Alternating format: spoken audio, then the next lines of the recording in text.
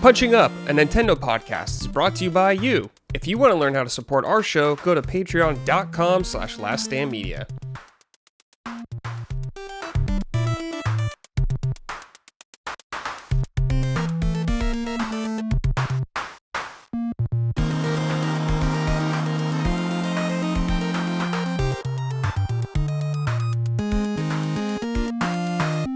Hello everyone, welcome to episode 128 of Punching Up, Last Stand Media's weekly Nintendo podcast. I'm your host, as always, Brad Ellison. Joining me, of course, I got my co-host, Micah Moriarty. Micah, hello, how are you today?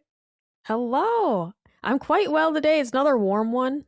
It's been hot again, like this past several days, so I'm not loving that. But it's been sunny. I'll take that part. It's been nice and sunny, you know, the clouds are rolled away. But afternoon walk after lunch, fuck no. Can't do it. I'm going to die out there.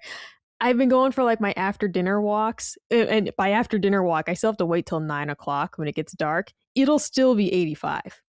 Like that's the cooled off temp. It'll be like 83 to 85. And that's tolerable. So I'm waiting upsetting. For fall. I'm sick of summer. I'm officially over it. I know. I detest summer. I like the light, and that's it. The long light is nice. Dude, because it's starting to get dark sooner. You know, like now it's starting to get dark. I was just checking. Our feels like temperature right now is 97, so that's lovely. It's starting to get dark earlier. So before I'd go on my walk at like, 9 o'clock and it'd still be somewhat light and it'd get like dark by like 9:20.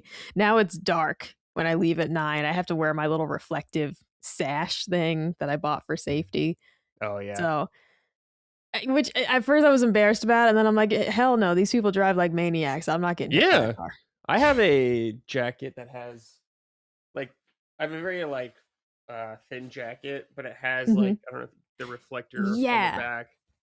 Yeah, exactly. That's the thing. I needed to get something that I could wear for summer, obviously, because like it's so hot. Yeah. And some of them were like reflective, like vests. I'm like, no, dude, like I can't add another layer. And I found this one brand on Amazon, and it's like a reflective like sash. It's like shaped like a Miss America sash, smaller, and you just throw that on, and I'm like, perfect. And it has lights. You don't have to have the lights on, but I feel 10 times safer crossing the street at night, just knowing that I'm illuminated. And then I'll pop the lights off when I'm like on the sidewalk, but like I'll turn them on like when I cross the street. Yeah. I mean, better safe than sorry. And no one really cares. Oh yeah, that's the thing. Like I might look like a goober out there, but I'm a safe little goober. And that's all I care about. Yeah, you got pups to protect, so can't have you getting hit by a car yet. Oh, dude, like they do not like being out in the dark because I've tried to walk them at night because they can't be out in this heat either. They really don't tolerate the heat well, but they hate the dark. So we've tried to take them out for walks like after dinner, and anything past like twilight, they don't like it. And they want to go right back in the house. They are lap dogs for sure. Those two. Yes, they are. They belong at Weenie Hut Juniors. Yeah, they are Weenie Hut Junior dogs for sure. They would get swooped up by a hawk in like 10 seconds if they're on their own. Oh, dude, yeah.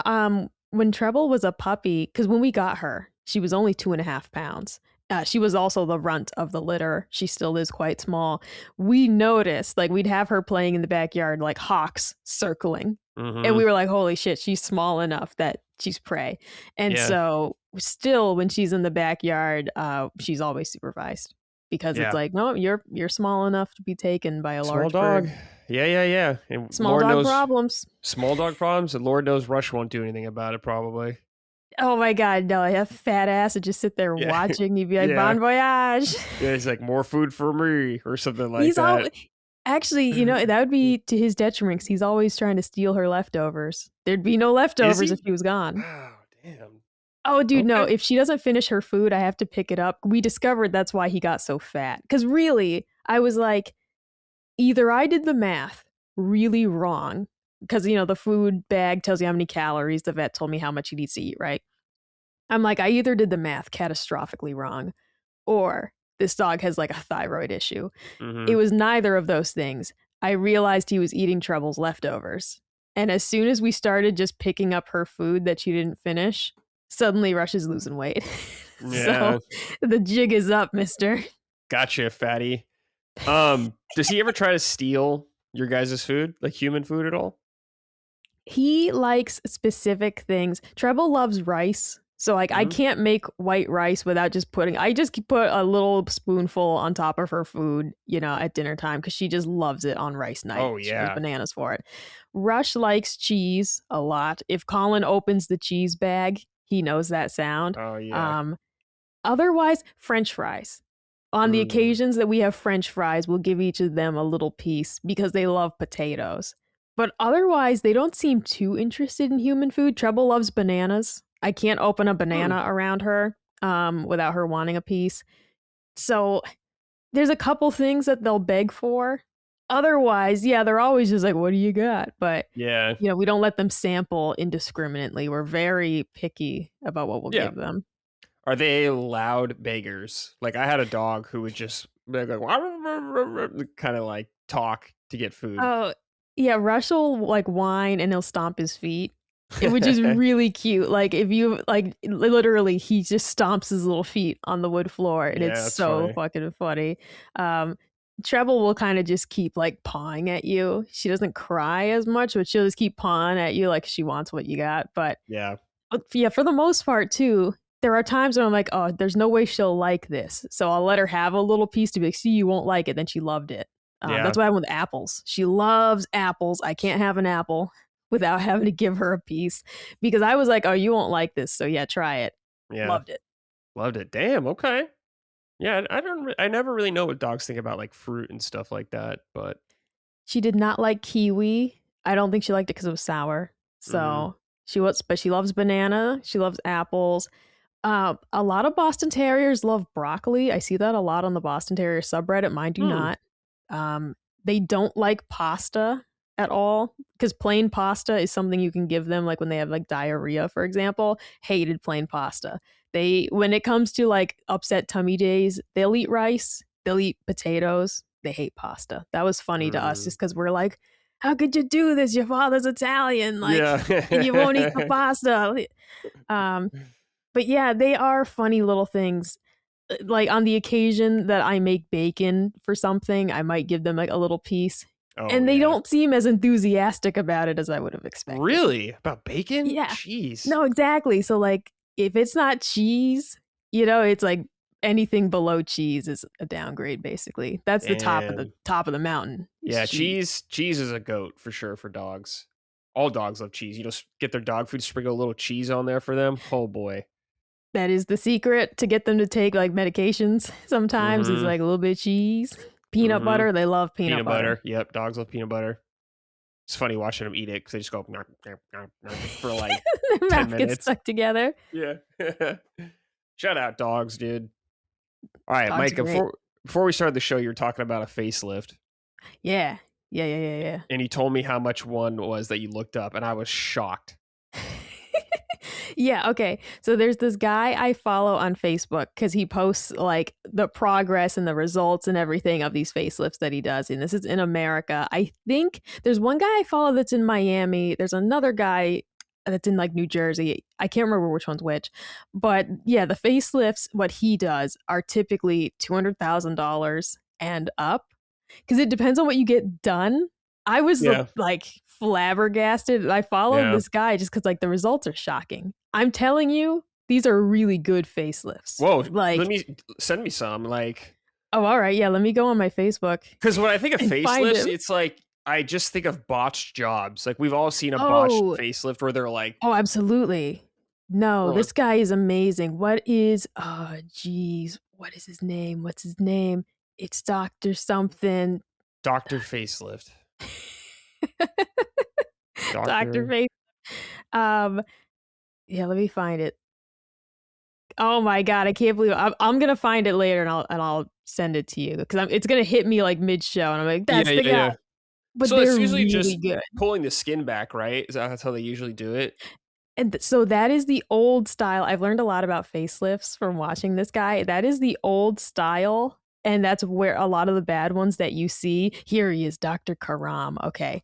And those are the ones that you see that are like really bad. What this guy does is it's called a deep plane facelift, and you like how do I word this? It goes like down to the muscle layer, Oh, basically, in terms of actually fixing your face. I got to see if this guy. Let that's crazy. me see if I can attach this image here. Holy But shit, like these don't he, even look like the same people. oh yeah, did you find him? His name is Yeah. Amir Karam. Yeah, like his facelifts are really good, and they are though like $300,000 Yeah. depending on what you get That's a done. lot of money. It's a lot of money. It makes you wonder too, because these are just seemingly regular people. Like he's not posting celebrity clients. It'll be like, this is Betty from Georgia, and I'm like, They Betty, probably don't how want you got celebrity clients. $300,000 laying around? Celebrity clients don't want that, probably. People to know. Oh no, exactly. But I'm just saying, like, it's wild that regular people Yeah, have this much money, because it'll just be like, here's Tanya from Oregon, and I'm like, Tanya, where'd you Tanya. get $300,000 for Yeah. this? What did you do? Like, his work is incredible. He just posted one recently. It's a husband and wife both got facelifts together, Whoa. and so he said he has like several like clients who do that. They get like couples facelifts so that they match. It's like one of them don't look Oh, really old. man. Um, so yeah, long story short, I can't afford this guy. However, there's another guy that has facelifts, much more affordable, and they look pretty good. So when I'm 65, if he's still in business, I'll probably be owning that guy, the cheaper guy. Yeah.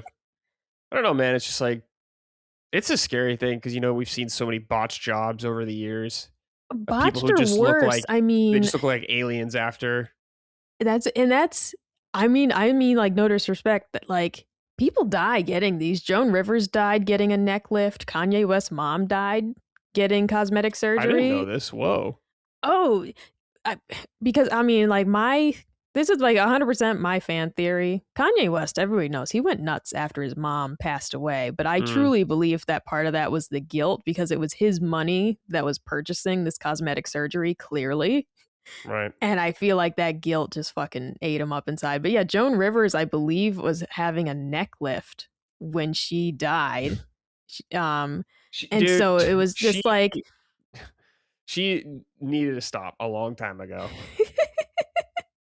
Too crazy, Joan. uh, yeah, it was very sad, because it's like, dude, you already had a lot done. You're like 80 years old. But yeah, it's risky business. You want to go to someone good. Botch jobs. I mean, look at Madonna. Oh my Oh god, my she has a God, lot of dude. money. She has a lot of money. She paid to look like that. Yeah, It's let's look sad. at Madonna 2026. Let me see how she's looking. Dude, she looks like It's not. blown out. It's not good. It's not It's good.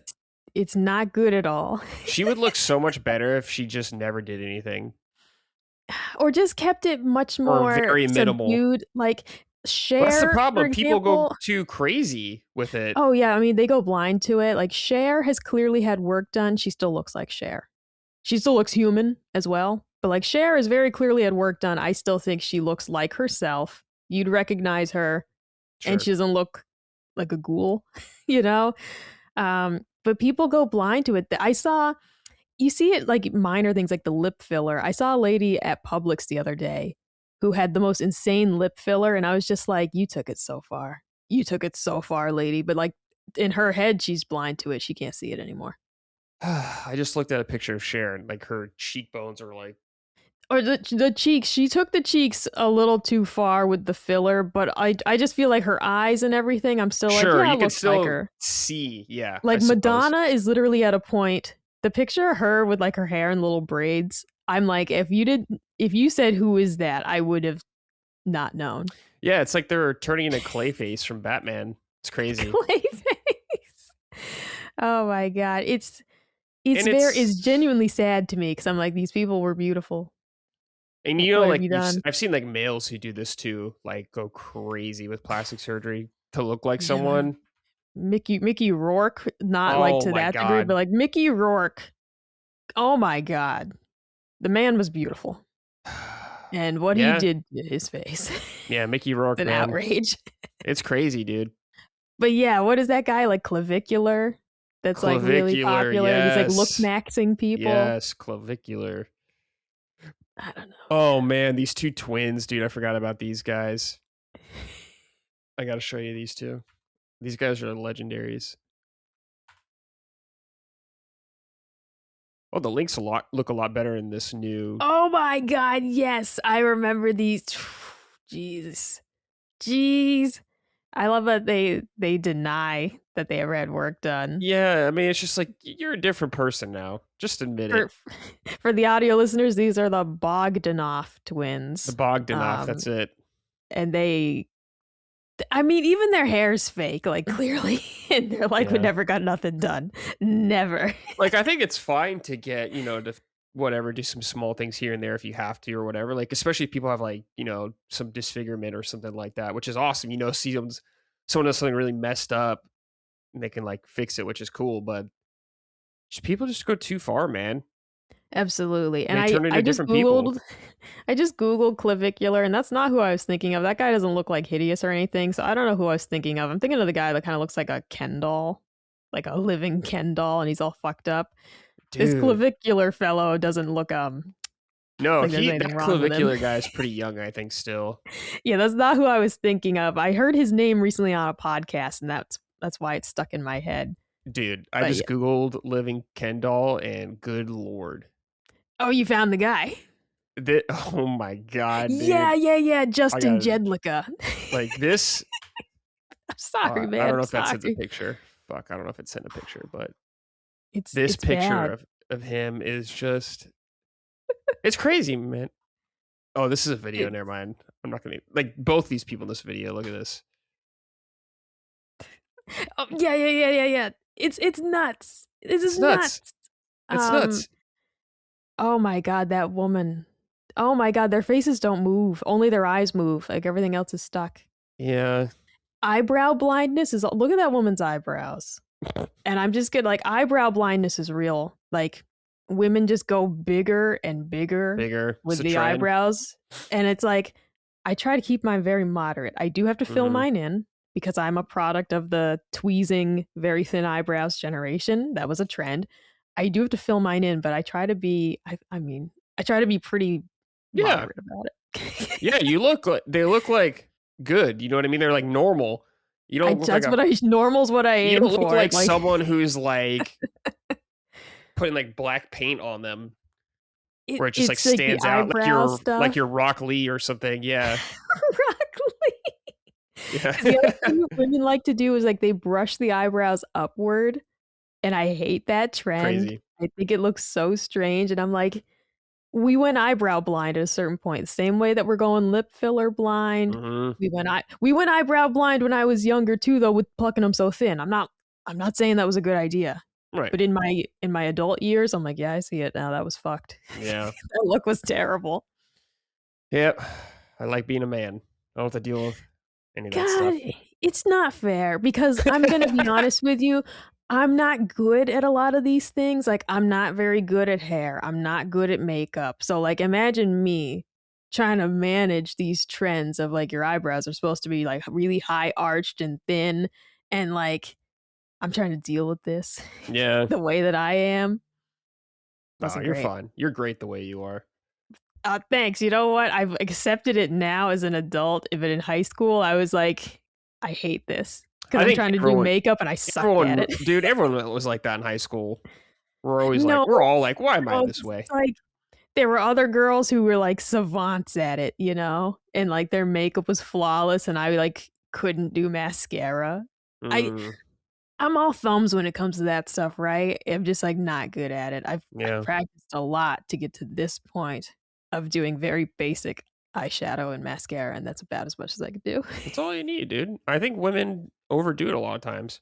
My understanding, okay, Mike, you can inform me if this is correct or not. It seems like to me, and based off what I've seen throughout my life, is that women care more about that kind of stuff than men do. Oh, yeah. Like, I'm going to get makeup on for the girls and stuff like that. Let me actually, because this is like really funny. Yeah. men don't notice usually or care. I cut my hair after the wedding, and Colin like didn't notice for a long I time. mean, I've noticed you cutting your hair. Yeah. Like, I know, but like, it was just like one of those things of he was just like, oh, you always look nice. But it was just like little things like that of like, yeah, hmm dudes don't care. Dudes don't care. Yeah. The other day, like I was ready for bed. Like I was in my jammies, I had my glasses on. Like that's the key sign that I'm ready for bed because I don't have my contacts in. And Colin's like, did you already get ready for bed? And I'm like looking like a fucking troll. Okay, when previously I had on like a cute outfit and makeup and everything, and it's like I got like hair in a bun, big Yeah. sweatshirt on, glasses. I'm like, yes, I am indeed ready for bed in this fit. Yeah. But like, there's a comfort to that. That to Yeah, of him, I'm just course. like, well, that's just what you look like. There's Yeah. also a little bit scary of like, is this what I always look like? But No. No, no, no, no. Just based off of my experience as someone who went to beauty school where I was like one of like four dudes maybe the entire thing and like 70 something women. Women from my experience are very judgmental on other women about their yeah, appearance. I I was like try not to be. I was just like, damn, why are you No, guys dude, like so mean, dude? I really have tried to check that because yeah, and it's no offense, like, but I grew up with a mom who would be like, "Oh my god, do you see how fat she got?" Like Oh later on, like you go no. to like a party and then it's like, "Oh my god, you see how Yeah. fat she is now?" And so like I have really, as an adult, been like, just be cool about people's appearance. It doesn't matter. But internally, sometimes I'm like, "Woof, look at her eyebrows," But then I'm like, Yeah. "Is she thinking the same thing about me?" Yeah. I mean, we're all guilty of it to an extent, of course. I mean, geez, we grew up in like the peak tabloid era where like Jessica hmm Simpson got called fat for looking very normal. For looking Yeah, that was extremely normal, crazy. Jessica That was Simpson was crazy. called like obese. Yeah, And it's like that's in actually crazy. hindsight, it's like, man, she looked fucking normal. Yeah, she looked normal. What's she up to But yeah, nowadays? She's still in the limelight? she does. I love her clothing line. She has a line Oh. of shoes and clothes. I love her stuff. Oh, It's okay, cool. fantastic. Good Oh for my her. I God. didn't If know you that. need shoes for a special occasion, Jessica Simpson shoes, very comfortable. She Very do women comfortable. only, I assume. I believe so. But like they're fantastic shoes. I mean, that's The cool. comfort is like shocking for how stylish her shoes are. Because I'm a Okay. comfort first gal. I Yeah, can't these wear are shoes that I like hate. these are reasonably priced shoes too. What They I'm are. seeing. Oh yeah, no, these are not insanely high priced or anything. I like her clothes. I like her shoes. I don't buy much these days. I don't have as many occasions. But when we were like in like kind of wedding season for a little bit, it was like, damn, get Yeah. some Jessica Simpson shoes for each event. Yeah, like I'm looking at her shoes, you're gonna spend probably around $100 maybe out the Oh door. yeah, and And she I has great sales. Like yeah, I've yeah. spent way less on her And it's stuff like just waiting for a sale. You just get lucky if they have your size. and I know people think and I'm not saying it's not. I know people you say $100 shoes, they're like, "Oh my god," or something like that. But it's like, I don't know, man.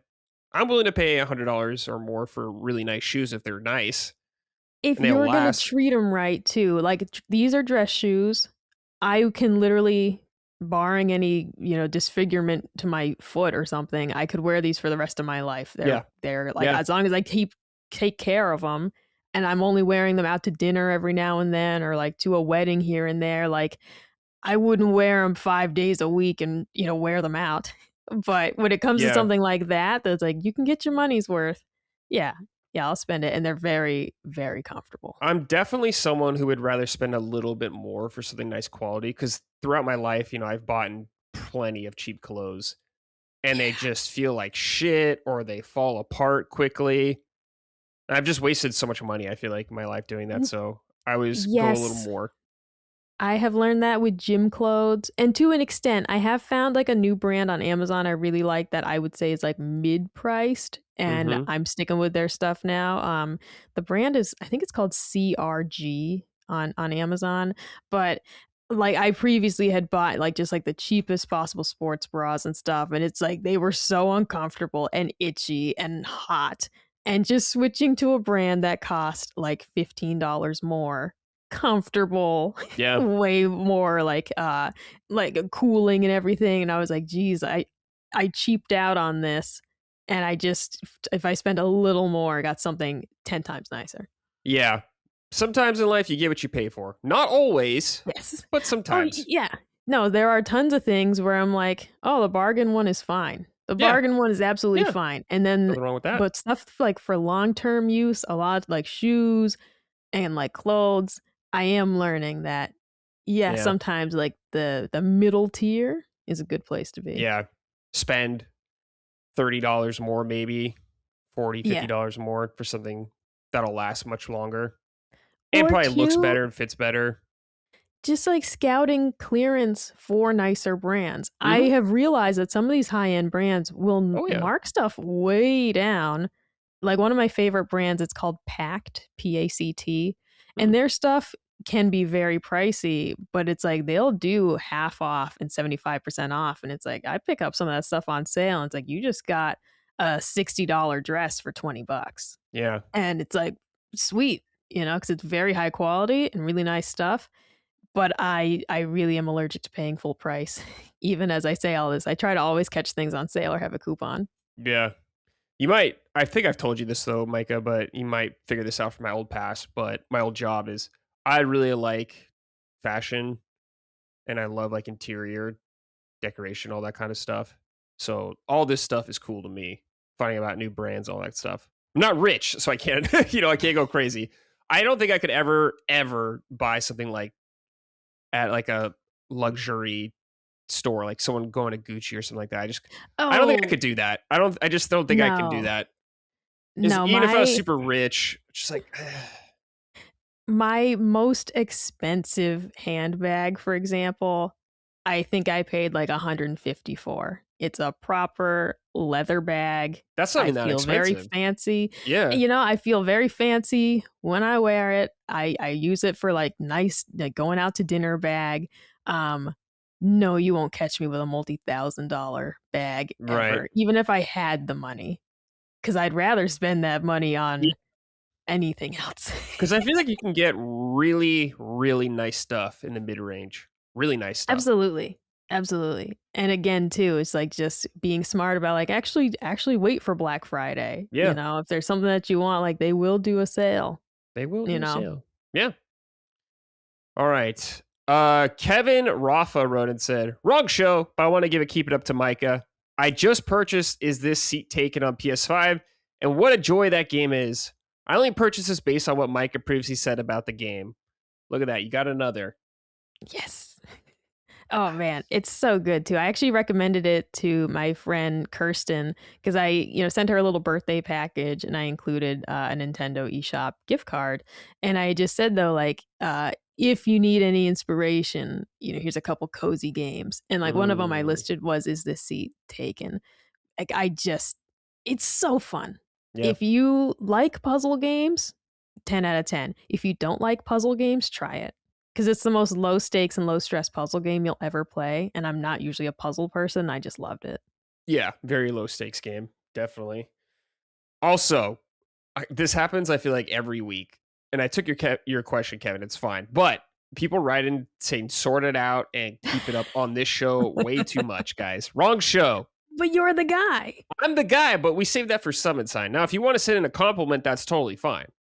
But when you're saying keep it up and sort it out, wrong show. No, I want to Don't keep watch it any. up. If you're going to tell me to keep All it right. up, I want it. Now, don't tell me to sort it out, though. Okay. All right.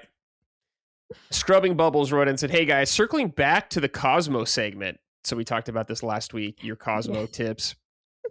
My partner and I tried using frozen coins, and I gotta say, for those who are curious, please just use ice cubes. We weren't sure what to do next once the coins were placed, so I just ended up with a bunch of loose change in my ass. There you go. I didn't think you were going to read that one. And so I screenshotted it and I was saving it for the end of the show when you were like, got anything else to say? And I was going to be like, Scrubbing Bubbles wrote in. Because I was like, there's no way Brad's going to read that one. Once in a while, I'll go a little further than I usually would. So there we go. This wasn't too insane. So No, fine. because I won't say who, but somebody, okay, yeah, one guy said he was going to try the pepper thing And he hasn't, he said he was going to report back. He had not as of this taping. We Yeah, still not hope yet. that he will write in with his results. Yeah, we'll see. All right. Before we get into all the news and all that stuff, please check us out on patreon.com/laststandmedia. You can get early ad-free access to all of our shows. Also, if you want some merch sent to you by Micah here, go to laststandmedia.store. Help them clear up some space in their house because they got shit everywhere, I'm sure. We're drowning in it. Drown in that merch. All right, Micah. So, the Zelda movie is coming out next year, Micah. We've known about this for a long time.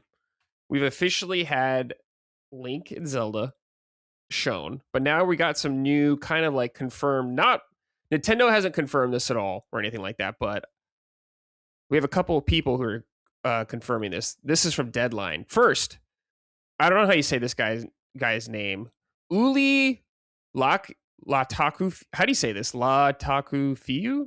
Latakufiu? I don't know. Latakifu? I've seen him, but Latakifu? I have never heard his name said.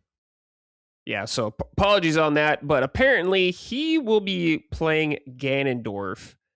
And I have not seen this guy acting in anything, so I have no idea what his talent is or anything like that. But when I'm looking at him, I can see the vision as Ganondorf. Yes. Might need a bigger schnoz, though. By schnoz, I mean nose. We'll see what they do there. But what do you think of this guy as Ganondorf? Yeah, I am not upset with this. I think that this is, in terms of just aesthetically, because no, I haven't seen the list of things that they mentioned that he's been in, like Young Rock and Black Adam. It's like I've not seen them. Not seen it. So I can't. But just immediately, like immediate reaction, looks wise, I was like, yeah, all right, this is fine. And you know, the thing with Ganon and the nose is that he always has a prominent nose, but it does vary. Yeah. Tears of the Kingdom Ganon had a glow up where he still has a like prominent nose as a feature, but it wasn't quite so Ocarina of Time, you know, pointy nose. So, you know, this guy has a good nose. You know, I would not cast someone like Rainn Wilson with a little button nose, you know. Right. This guy has a nose I could buy. And prosthetics. I mean, look what they did to that guy in Batman to make him look like Richard Kind, you know? So, like, they did all that for him. Yeah, Wind Waker Ganondorf kind of has like almost like a bird nose thing. Very like aquiline. All right. So, yeah, I'm sure he'll be based more off Ocarina of Time Ganondorf is my bet, but who knows? We'll see. But yeah, he's best known for playing young Dwayne Johnson, the sitcom Young Rock. Okay. And Black Adam, like you said, next goal wins. Maxing the prime, various countdowns. Okay, so he's been around for a while. I just haven't seen any of his stuff. Hopefully he's cool. Visually, I'm okay with it. He's got to be jacked, and I think he kind of is, so that's good. He's got to be green. So it's got to be green. You got to green that skin up a little bit, in my opinion. We're going to see what they do with that. Yeah, it's got to be a little green. Well, Twilight Princess Ganon, he's like black skin.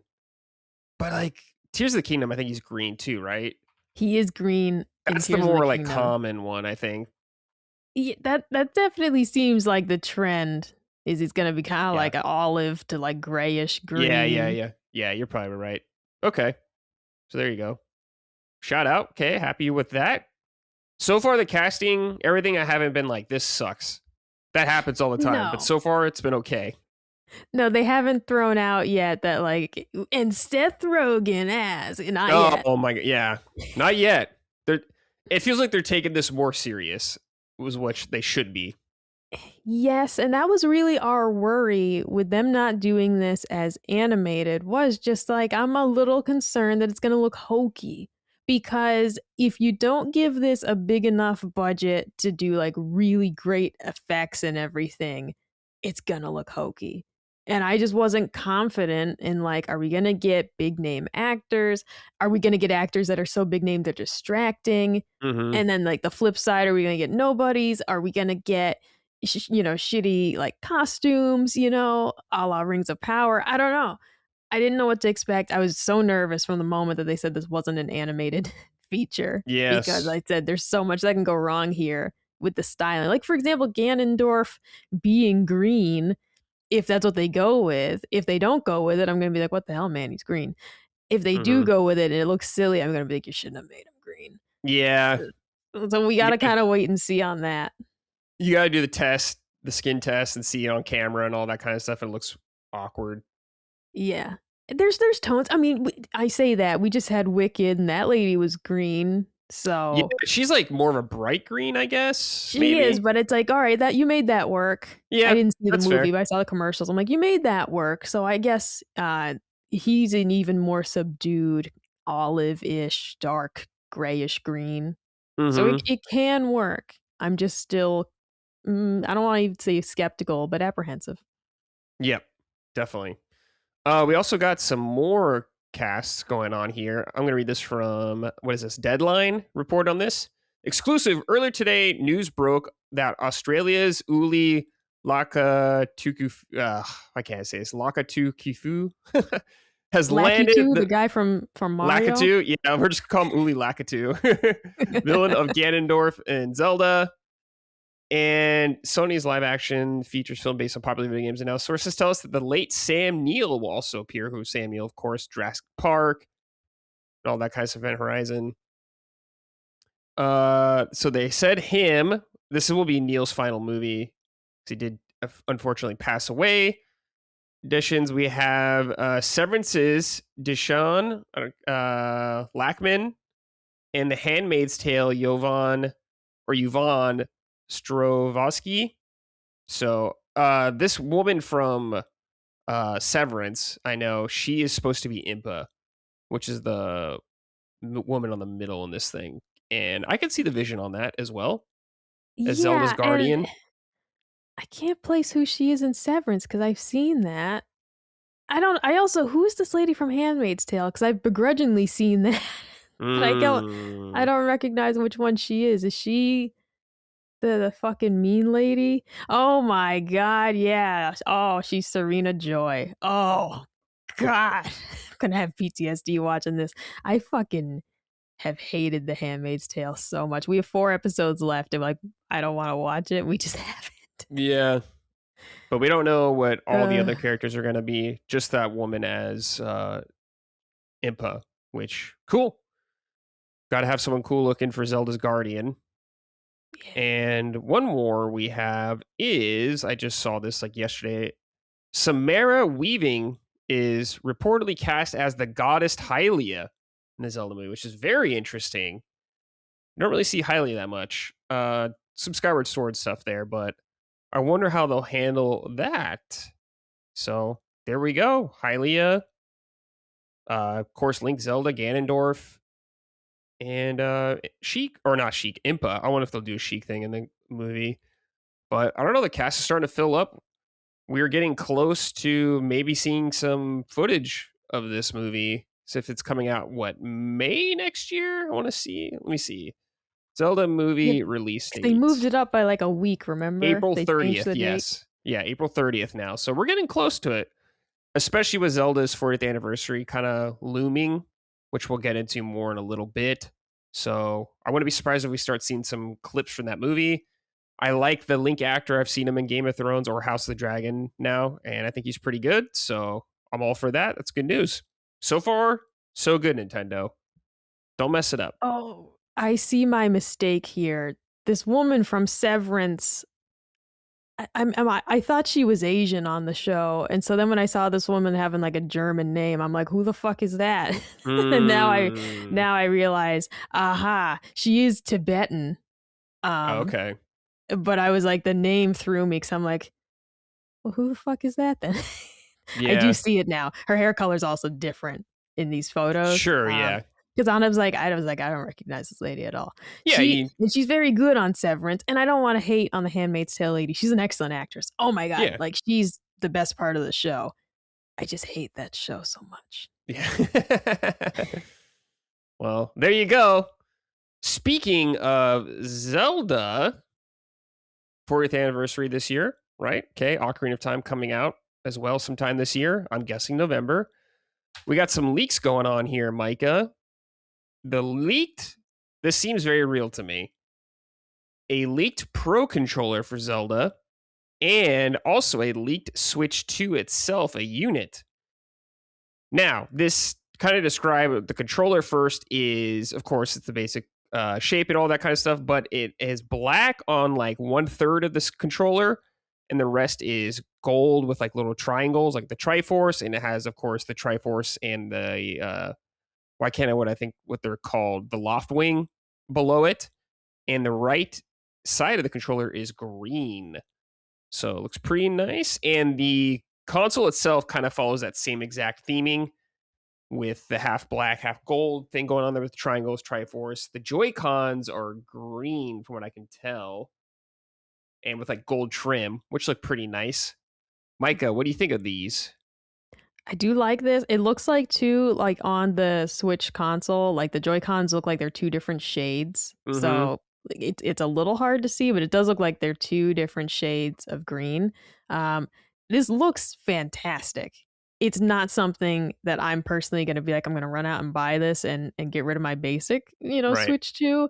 But I love this look. If this is all real, I'm very happy about this. The controller would be a maybe buy for me. I already have two now because I bought that Mm-hmm. Kirby controller because they've just Oh, been right. dragging their feet on special things for me. But that would maybe be a buy. I really like it.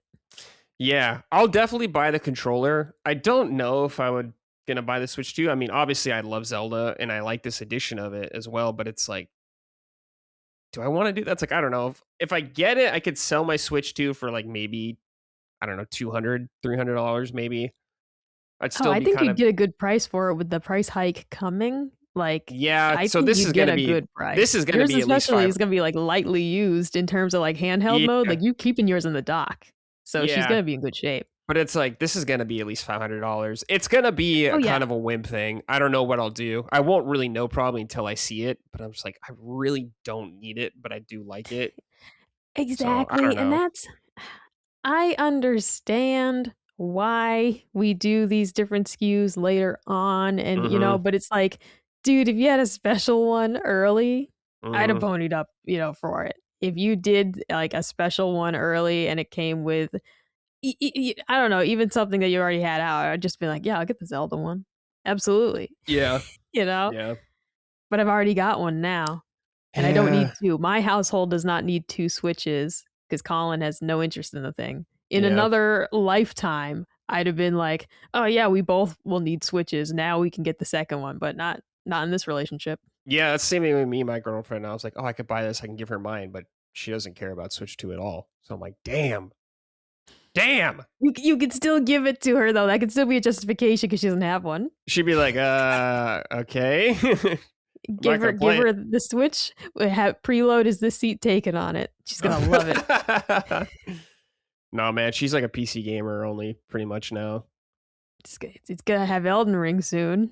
Yeah, it's true. It's gonna have Elden Ring. Yeah, I'm very It's curious to hear coming. your report on that game when it comes out. Very Can't curious. wait. Well, So excited. anyways, these look great. I'm really happy with the Love way it. they look. Very cool. So I'm assuming they'll announce this at a Nintendo Direct. They'll probably have a Direct for Zelda's 40th, is my guess. I'm guessing maybe next month. I think it's too early this month because we just got Fire Emblem. Maybe in September. Or if it comes out in November, they could do October. So they could wait. I don't know. Who knows with Nintendo, but I'm excited, but also annoyed because money. But they Oh, look great. yeah. I also too the green and black. If you know me, you know that I have always loved Kim Possible, and my favorite character was Mm, Shigo, who wore green and black. So I saw that green and black controller, and I was like, Shigo controller. It's not, but for me, Shigo it is. controller, dude. Yeah. Did you see God, I the love Kim Wolverine Possible. PS5 stuff they showed today? Yes, What'd you I think it think? looks fantastic. I don't need it. The last Yeah. fucking thing I need's a PlayStation, right? I haven't signed into my account in God knows how long, but it looks awesome. I saw someone make a really good point though that they were like, "Man, if they had been willing to change the shell a little bit, they could have done like chrome for the grill to make it look like his claws type deal. Mm. Like could have done like shiny." And I'm like, "Man, that would have been sick." I used to have some cool PlayStations. I had the Batman Arkham Oh, PS4. I had cool. the Spider-Man PS4 Pro. I don't have those anymore. Those stayed with the X, so Yeah. they were fun to have in the Yeah. collection. I don't think I've ever had like a limited edition PlayStation ever. It's Oh, mostly just the basic really? ones. Yeah. I don't think I so. really wanted. They did that blue and gold one a few years ago. That was fucking What, a sick. PS5?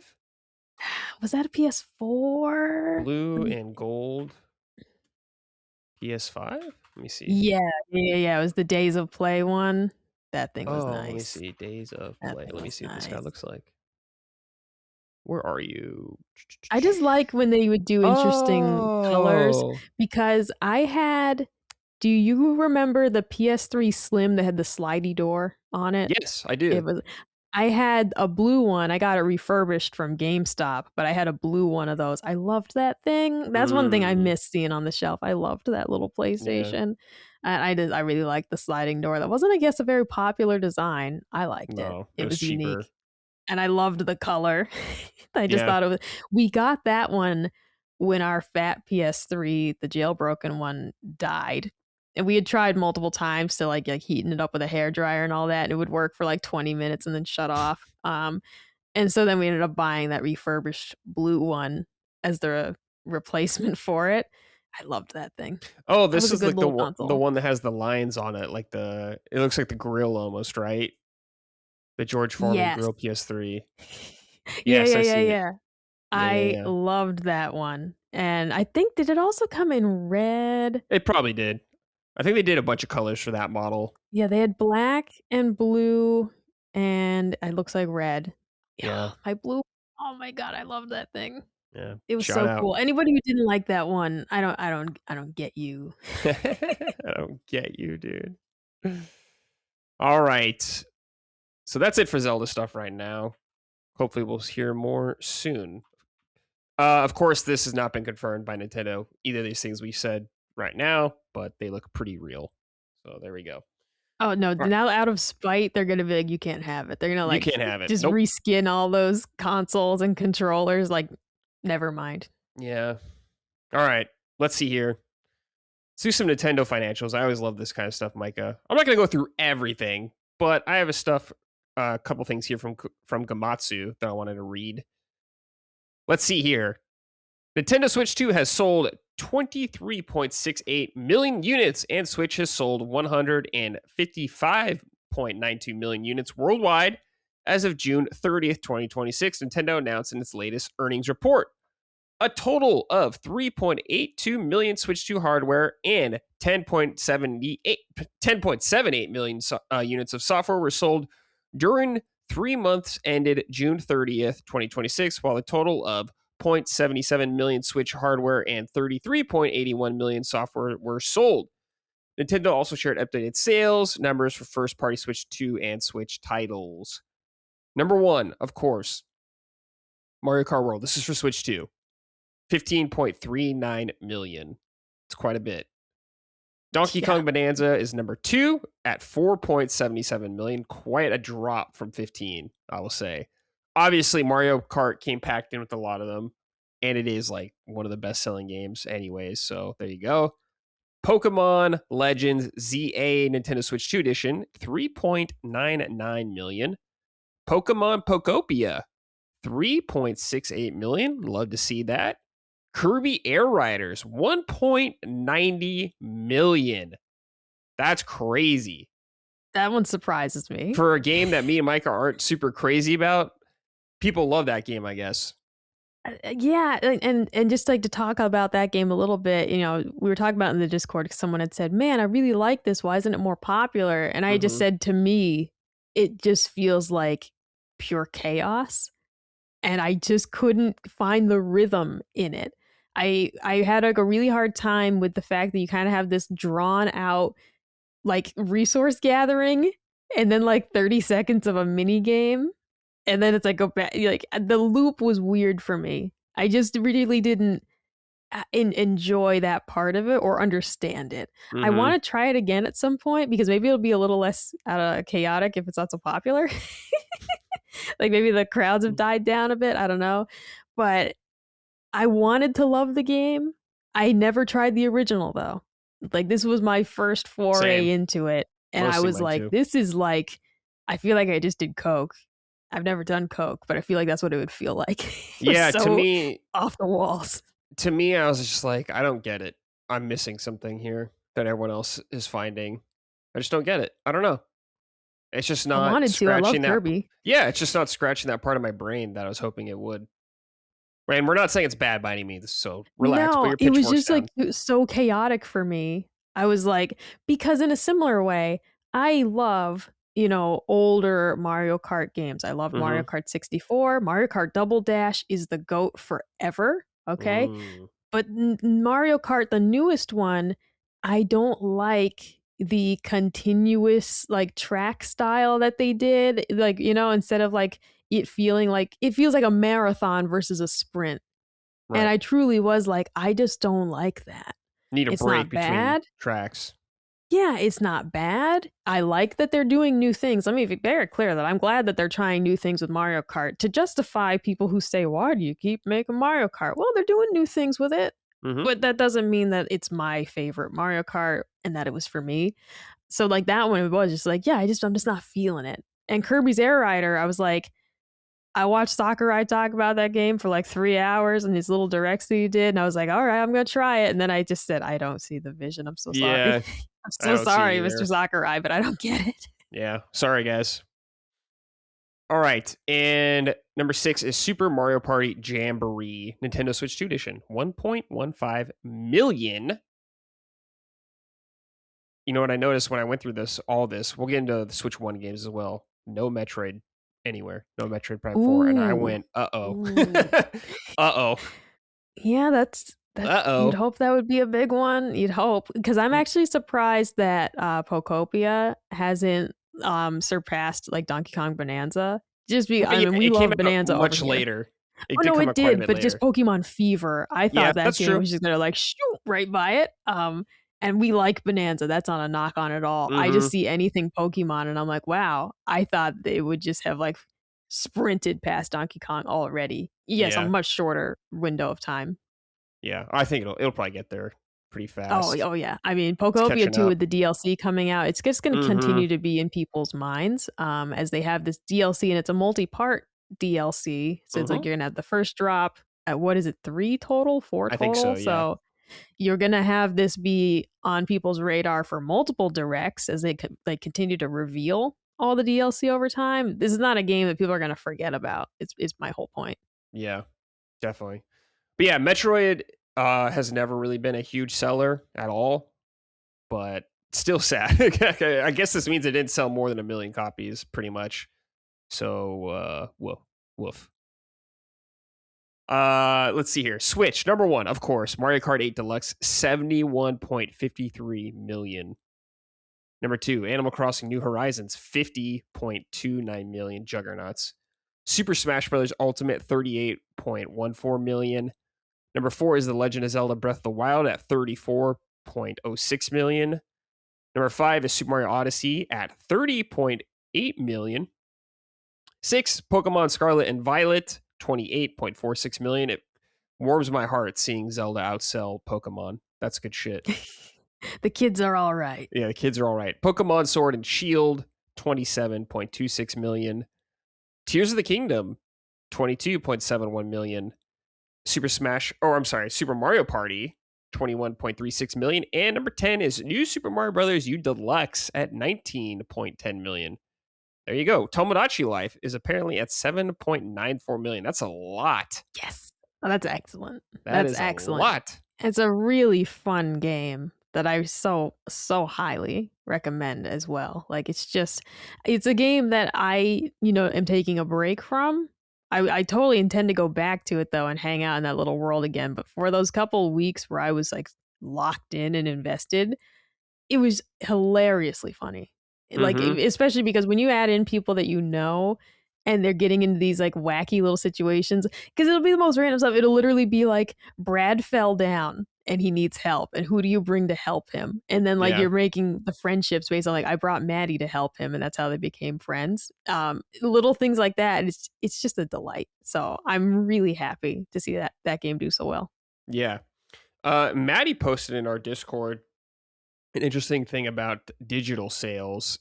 And basically, it's a graph from Nintendo's report that they put out, and it's showing things that are digital only. You can only buy digital, and things that are, physical and digital. And I'm going to read this from this little slide. It says, for this period, digital sales increased by 90% year on year to 132.7 billion yen, with proportion of digital sales growing by 2.2 points to account for 61.5% of total software sales for our dedicated video game platform. And it says digital sales increased year on year due to factors including an increase in sales of downloadable versions of packaged software and the depression of the yen. So, physical is still important for Nintendo. Obviously, digital is getting more and more as time goes on, but physical is still very vital for this company, much more than the other two. So if you guys are worried about losing physical games on Switch 2, I think you don't need to worry about Switch 2 at all. Switch 3, maybe we'll talk about that, but for Switch 2, I think you're going to be fine. You're going to be game key carded though for the entire thing, so get ready on that front. Any thoughts, Michael, before on all this sales stuff and whatnot before we move on? Well, yeah, we kind of already shared. I'm surprised at Kirby's Air Riders numbers a bit, just because I'm like, wow. It's a game that I thought was more experimental and wouldn't attract as big of an audience, and I'm glad that it did do this well. But that one did surprise me. I'm curious what, like, kind of separate from this, but you're talking about, Metroid not making the list. In hindsight now, what's like the Metroid fan in general feeling about that game? Like positive, Prime? negative, neutral? It's more. It's hard for me to say online. I would say it's everything online is blown out of proportion. So like, yeah, I would say it's probably more apathy, I guess, about it, or just kind of like, eh. It came and went. Like it wasn't like the best one in the series. No, or it wasn't like that. No, it wasn't. Let me see. Hold on. Let me see the Metacritic for this game really quick. I want to see what user score is. The user score on Metacritic, so take that as you will, is 7.8, which is exactly the same as the critic review, which is very interesting. So everyone's probably like, yeah, it's good, but it's it's got flaws, and I agree. Like I enjoyed my time with the game overall. And I think there's some good qualities to it, but it definitely doesn't meet its potential. That's for sure. So I know this game had like a very weird development, so I don't know. But yeah, that was a big part of it. I mean, what do you think is needed to get more people into the series, aside from maybe not taking so long to make one, that you end up with these issues? But like, what do you think they need to do? Let me see here really quick. I'm trying to look at what the best selling Metroid games are. So just off a quick search, it seems like the best selling Metroid game is Metroid Dread, which was on Switch, which is 3 million. Think of that. That's the best selling Metroid game, 3 million on the Switch. Yeah. It's a huge player base. Yeah, then we have Prime after that at 2.84, which was on GameCube. So Metroid has a very like diehard or a loud fan base, maybe, where like people know about Metroid. Like a lot of people know about it, but it just doesn't have a lot of players, unfortunately, and it hasn't. In terms of what it needs to do, I don't really know, because Metroid Prime 4 Beyond, they kind of tried to do some different things, but I don't think it was executed in the best way. I wasn't mad at the ideas whatsoever, like the big open desert and stuff like that, having a more open kind of thing, but I just think it could be done better. They need a Zelda moment, like a Breath of the Wild moment, where it just like reinvigorates the franchise somehow. They should keep doing 2D ones, which I think they are doing. Actually, I think the next Metroid will probably be a 2D one, like Dread was, which is great. You should be doing the Zelda, the 3D, and the 2D aspect. But to think, for me, I don't know. It's like I already like Metroid, so it's hard for me to say. So you'd have to ask someone like yourself. It's like, what do I not like about Metroid? What do I wish they would do in Metroid? So I don't know. I can't really tell you, I guess. I'd have to like really like play through them again and be like, okay, what can they do to make this more appealing, I guess, to people? Because I think of like Elden Ring or something, which comes from, Demon Souls and Dark Souls and all that kind of stuff, which were popular, but Elden Ring kind of just blew it to a whole new level. Yeah. I mean, I'm someone who's never played a Souls game, and Elden Ring has intrigued me from the moment it was released. I have patiently waited for a Switch edition so I could just play it on my preferred console. But whatever it was about Elden Ring, be it the setting or something, it appealed to me when other Souls games I said this looks cool, but I don't want to do that. Yeah. Because especially something like Neo, for example, greatly intrigued me, but I'm like, I'm not gonna like this. I don't like these wicked difficult games. That's not for me. Elden Ring, I just said like, giddy up, I'm playing it. I Yeah. don't know why. And that's not helpful to their marketing either, because I'm like, I don't know why, but I Yeah. like this one. Whatever it was about Elden Ring, it appealed to a much wider audience. Maybe it's like the open world nature of it makes it a lot more inviting. Honestly, I think so, because in terms of it still being a dark and very gothic kind of setting, there is something to that of it just seemed more approachable. It's the same way Yeah. that to me, Kingdom Come Deliverance is a very challenging game, but it's bright and sunny and open, and something about that kind of takes the edge off. And I'm like, yeah, this game's really difficult, but I don't feel stressed and compressed like I'm playing it like that. And it Yeah. made it's something about that setting made the game a lot more approachable. I think Elden Ring, for me at least, was the same type of feeling. Yeah. So for Metroid, they gotta get rid of the spaghetti maps. Can't do it, man. Yeah. It's just like Metroid is so about like the really crazy level design, like you're saying, the spaghetti maps, which you hate. And it's about a lot is about isolation and kind of thing like that. So I think a lot of things about that people like about Metroid will not appeal to the masses. Like they kind of went more open world with Prime 4 and people hated it, I would say for the most part. I think you could do that idea. I think it just needs to be done better. And it's like when you start introducing characters into a Metroid game, they're talking and stuff like that, people hate that as well. Well, So they had it's very strong feelings about right. that guy, yeah. Right. So when you start doing kind of stuff like that, it starts to annoy the Metroid fans, I guess, but you need to do something to try to appeal to a wider audience, I guess, if you want the series to grow. And Prime 4 was that, but I think Prime 4, like I said, didn't do it in the best ways. I think they could give it another shot, but be more prepared this time. They could do a lot better of a job. Because, I mean, when you think of Breath of the Wild, before that we had Skyward Sword, which was like not a very high selling Zelda, even though it was on the Wii with an insane install base. It wasn't until Breath of the Wild that like reinvigorated that franchise. And people, have a lot of problems with those games, and I do as well, but the series needed something like that. Oh, yeah, keeping it alive and keeping people's interest, and then Yeah. because then they went and did something a little more. I don't want to say a little more traditional because Echoes of Wisdom had its own mechanics, but it's in like the Yeah, Link's it's like Awakening style. yeah. It's a little more familiar to people who didn't like the Breath of the Wild type deal. Here's something a little more familiar and puzzle centric in terms of like you're in like smaller spaces and working through all these puzzles, right? And I, of course, I say it in jest about getting rid of the spaghetti maps. I wouldn't actually want Metroid to change something so fundamental to Right. attract someone like me. But it's just one of those things of like, I'm really curious what they could do with the marketing to try and get more people to try it, marketing or demos or I don't know what. I feel like Nintendo that doesn't do enough demos sometimes. Because somebody had asked about, oh shoot, what game was it? Splatoon Raiders. Mhm. And there's in-store demos, and because they were like, I want to get this for my kid, but I'm not 100% sure.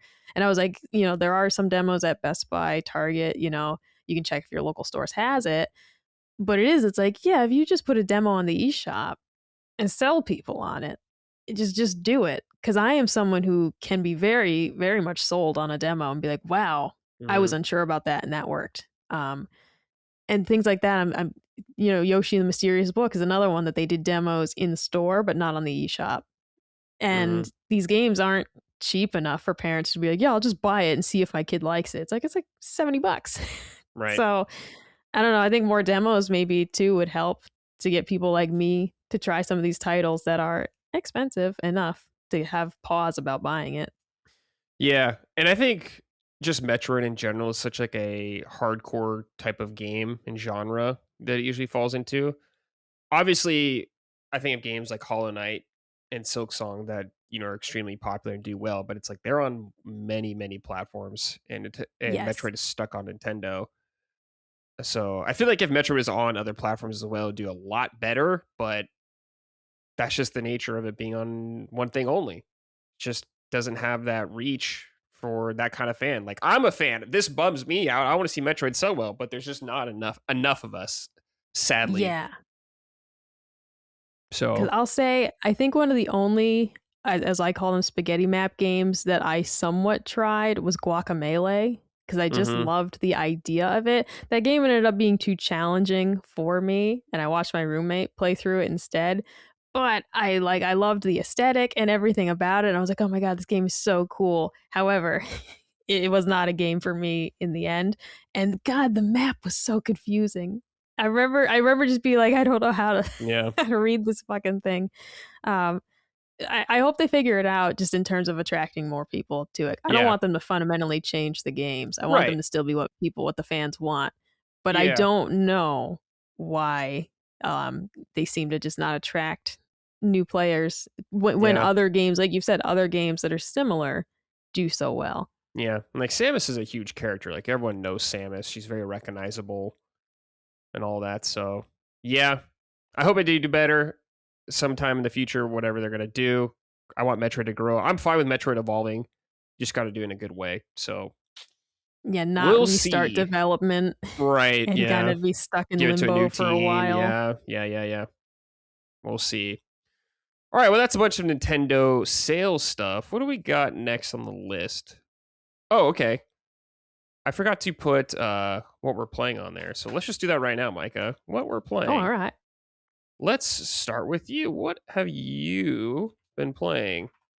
I am at the end, I think, I hope, of Splatoon Raiders. Okay. So Cool. no spoilers, but I believe that I'm at the end of the Mm-hmm. game. It's getting really challenging. I'm liking it just because I had started to feel a little OP for a bit. It was just one of those things. I was like, I have my gadgets and everything like tinkered the way I wanted. I had some really powerful weapons, and I was just feeling like it was a little too easy for a bit. And now that I'm getting to what I think are these ending stages, I'm like, all right, the challenge is back. There's sections just, there's those raids you go on where you have to do like 3 levels in a row. And Mm-hmm. so some of these like ending stages are like a little bit longer than that, which has been cool. You have to survive, for even more stages in a row to clear it. And so now I'm starting to get a little bit of like challenge back. Like I actually lost a raid. And I was like, oh shit, sweet, because it's nice to feel it's a game that I'm having a blast with, but I don't want to feel just like I'm god and I'm just wiping all Sure. these guys You out need a little so pushback. easily. Yeah. Yeah. So it's been fun to be doing this. So now I'm going back and doing some of the older raids on spicy and finishing those out, and hopefully that'll level me up enough to get through these ending stages. As I'm, keep playing the game, I just love it. Like I really have just had such a great time with it. It's just one of those things of I was a little unsure originally. I was going to buy it 100%. But I was like, I actually really didn't enjoy the Splatoon single player stuff in the base Splatoon games. I never liked Salmon Run and then the Octolink expansion. Like I never liked those. Mm-hmm. I don't really remember why. It's been too long, but I wasn't into it. And so this is something I'm like, man, it's so well done. I'm having a blast. I'm collecting all my loot. I'm hanging out with my weird pals here, and just everything about it has been a delight, except the music. I got the survey. Do you get those surveys from Nintendo where it's like, review this game that you purchased recently? I don't know actually. I'm not Oh, sure. yeah, they email me periodically about like, oh, tell us what you think about this game, and they give you like some platinum points, Mm-hmm. which promptly expire and never get used. But and so I got one for Splatoon Raiders, and it was like, is there anything you don't like about the game? And I had said that the only thing I don't like is the soundtrack, and that it's not as bubbly and lively as the base Splatoon games, because it is weird Right. that the music is so strange. Like I was playing it the other day on the big screen. And Colin's like, "What is that music? What is that?" I'm like, "No, this is what I was telling you about, dude." I'm like, "The music's fucking strange Yeah. for a looter shooter in the Splatoon universe, and it's not bubbly and lively and pop. It's weird. It's weird." Weird. And that's my only complaint. It is the perfect podcast game, though. Perfect podcast game, because I don't feel like I'm missing anything with that weird soundtrack. Hell yeah. But yeah, this is actually a game that I'm starting to be a little sad that I only have a few levels, I think, to go. Because it's like, it's something you can pick up and go back to whenever you want. But I am like feeling a little bit like, oh man, I'm going to be sad when this one's over. Yeah. Yeah, it's coming to an end. But you got Fire Emblem on the horizon, at least. Yes, and Elden Ring. That And comes Elden out Ring. when I'm on vacation, actually. So it's going to get delivered when I'm in New Hampshire, but it'll be here waiting for me when I get back. Yeah, I'm excited to hear you talk about that game. I hope you get further than Colin.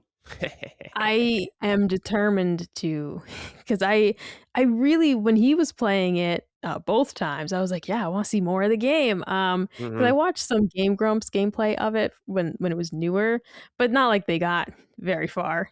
A lot of it was them just kind of dicking around in the world and killing the weird sheep and everything. So I'm quite, and I think too, they didn't want to, I don't know, spoil a ton of that game for people, but I'm hyped. I want to get right into it. Yeah. Excellent. Cool. Anything else? No. I keep saying I'm going to go. Well, I keep saying I'm going to go back to that visual novel, and God, it just wasn't great, man. Yeah. And I realized, though, here's the thing. I realize it's rated T for teen, and a lot of my visual novels are rated M, and I'm like, there it is. Just because when it comes to stuff like this, I was like, yeah, this is just so boring. Where's the spice? Where's the sizzle? Yeah. And then I looked at the cartridges. I was changing the cartridge. So I was putting it in my Switch Lite because I'm gonna bring that with me on vacation. And then I looked at it, I'm like, this is very fucking T for teen. Yeah. That's the problem. You can't have any spice and sizzle in a T for teen game. So that's the game's fatal flaw. Not enough spice, not enough sizzle. Damn. Not enough spice. I mean, it's a romance novel. I don't want it to be too well, I don't care what it is. Pub Encounter was like fucking filthy. That's a great game. That's a great game. That game, whoa mama. Look out. Don't play that on the big screen if you don't want other people reading it. This, by comparison, I think I've held hands with a man. And I'm like, come on, bro. I've played this for like 15 hours and all we've done is hold hands. Damn. It's just not, it's not working. It's just not working. Yeah. Fair.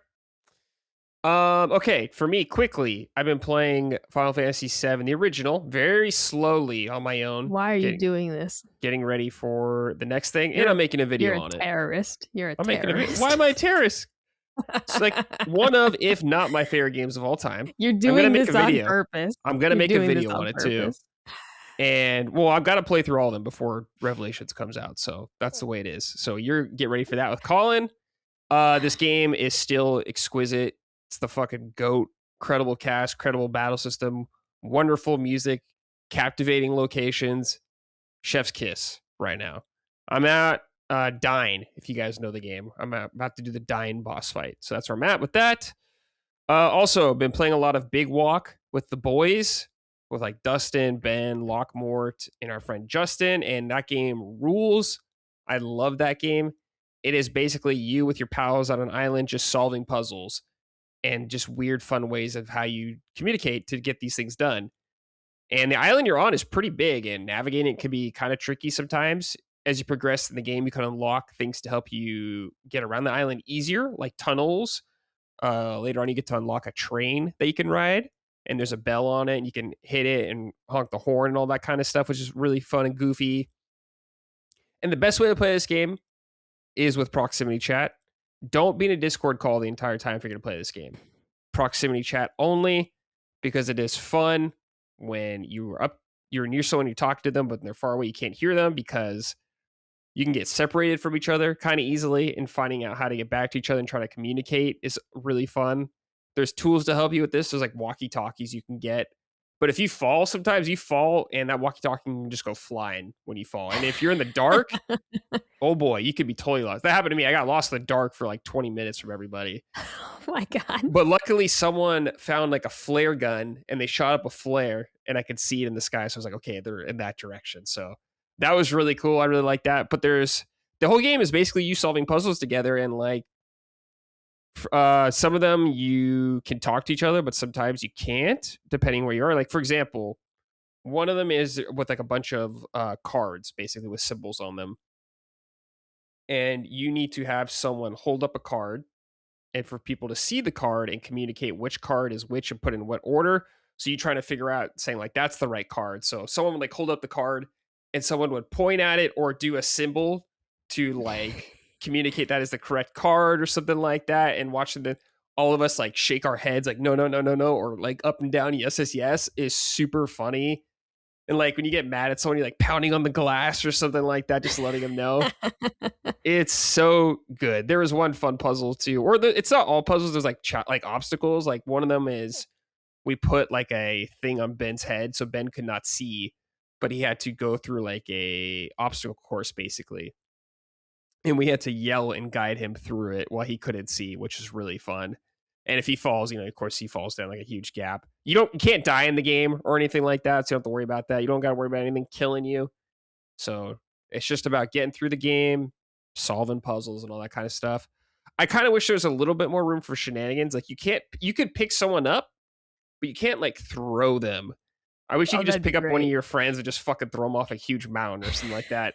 I'm sure they thought about that, the developers, but maybe they're like, this is just like a little too chaotic and it'll take away from the game, maybe. But me and Locke were definitely lamenting that was not in the game. But yeah, it's a real special game. I think if you have a crew of people you can play with, it's 2 to 12 players, I think. And based on how many players you have, it like alters the puzzles a little bit for the player count. So if you got someone to play this with, I highly recommend checking this game out. I love this game. It's so fun. It's one of like the most fun I've had playing a game this year. It rules so much. Please, if you play it though, use proximity chat only. It is on PC, which is where we played it, and I think it's on PlayStation only right now, but it is on PS Plus, I believe, and it's free with just all of PlayStation Plus. So I think even if you have the most basic tier, the game is free. So I highly recommend checking out this game. It's so cool. And the guys you are, these like little weird like circle men. I don't know how you describe them, like little circle Muppets. You can like paint them different colors. You can find like a paintbrush out in the world and paint each other. Bunch of really funny, goofy shit like that. And Micah, like being on a ski lift really high up and hearing Lockmore fall and just go, no, just slowly is so good. So, that game looks awesome. Mm-hmm. That's a game that I'm like, oh, dude, that looks incredible. And it's funny that you're like the little circle men. In my head, I just saw them as birds. Yeah. And I just was like, yeah, little bird people. They look so cute. Pikmin, kind of. Just little Pikmin walking around. And when you're walking around as them and you talk, their noses kind of like move or something like that or pulsate. It's very funny. But yeah, we beat the game, but we've been going back and 100%ing everything because I think there's like an extra ending. So is there like collectibles or? Basically, what you do is you're on the island and you get to certain spots and you need a certain amount of, we call them eggs. They're like little egg-shaped things, which are prizes from doing the puzzles. So you're like, okay, I get all these eggs. You need 6 or whatever. So you got to do 6 puzzles and you unlock it. And it usually starts to unlock a new part of the island or something like that. So we're doing it all right now. One of them, I'll spoil one puzzle, which is kind of funny, is literally just them locking us in a room together for like 10 minutes. So we just had to sit in a room together for 10 minutes and just talk. It's just like they do a bunch of weird, funny stuff like that in there. It's great. No, that sounds awesome. Mm-hmm. I'm glad that people seem to be enjoying it too, because it's frustrating when stuff gets just like labeled as like friend slop. That's the new thing is friend slop. But it's like, yeah, but this looks actually genuinely like fun and inventive. It is. It's high quality, definitely. It's a really good game. I highly recommend it. Also, just quickly, I streamed Dark Souls Remastered yesterday. The OG I love Dark Souls. I haven't played through it in a long time, and I like Dark Souls for a stream game because it's a game I can talk enough or talk pretty easily and also play at the same time. So it's been really fun revisiting it. It's much slower than I remember. I remember it being slow, of course, but man, with things like Elden Ring and Bloodborne, how much faster you move in those games, it's crazy how slow you are in this.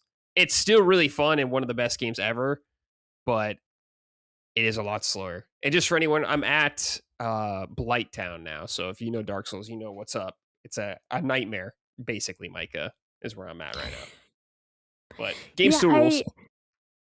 I have seen, some gameplay of that one. I've never played it, of course, myself. That's one that I feel like I definitely wouldn't enjoy. We talk about how slow the movement is, for example. Mhm. I'm an impatient gamer.